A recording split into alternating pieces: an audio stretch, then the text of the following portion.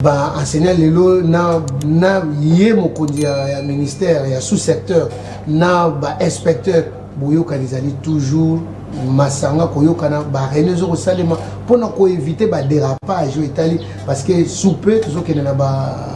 épreuve ya examen d'état na kati loyebi yango donc nyoso wana ndeko toni mo bazo ko lengela yango de façon que elekana ndenge sengeli ba oyo ba intervenant ba se retrouver bana bazala à l'aise suivi et au salema ya wana état-major de temps en temps na carte inspection générale et enseignement primaire et secondaire les bozola na biso merveille Katumba na Kinshasa na Brazzaville na Mikili Poto vous allez bisika ndenge na ndenge Louis Solomon Nzembanganga Maele boni menera toujours Tony Mwaba ya solo ndeko Tony Mwaba ministre ya enseignement primaire et secondaire ye akobumaka nzoto après kuuta Kisangani asi azongaki po ete ye akendeki kosenzela matali ENAFEP nde azongi deja na mboka Kinshasa na bozongi na ye mpe azalaki koyamba bato mosusu te oyo baleli mpe na même souci tu comprends que même les artistes babeli kokende vers le ministère mpona koyeba mpe kosoutenir action ya cadre de l'enseignement oui ministère lokola affaire ekola akendeki kopesa longonia epai ya ministre Tony Mwaba parce que à parfaire oyo prédécesseur na ye mingi basalaki te lelo toke même na niveau ya programmation ba école lelo kokende na internet okomona ba école nyonso ya mboka na biso na ba adresse nango okomona ba enseignant tozali na bango na ba adresse na bango. Il y a un niveau de modernisation du système d'éducation qui continue comme ça. Et puis, au enseignant lelo na yé mokonzi ya ministère ya sous-secteur na ba inspecteur boyoka les toujours masanga koyokana ba renezo ko salema pona ko éviter ba dérapage etali parce que soupe toujours que na ba épreuve ya examen d'état na kati loyebi yango donc nyoso wana ndeko Tony Mwaba bazo ko lengela yango de façon que elekana ndenge sengeli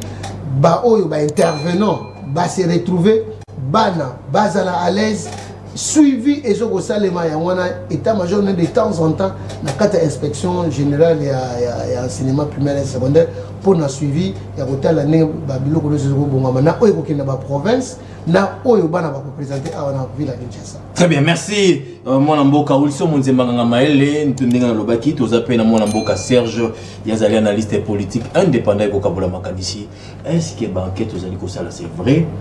inspection générale des finances bazali kotonga likolo ya rai yozali ko senga nini na population surtout na bakonza mboka o bazali ko landa biso avant to kotana débat na biso naza ko senga na gouverneur de la ville naza ko senga na ministre ya urbanisme naza ko senga na premier ministre na chargé d'infrastructure ya nani ya présidence de la république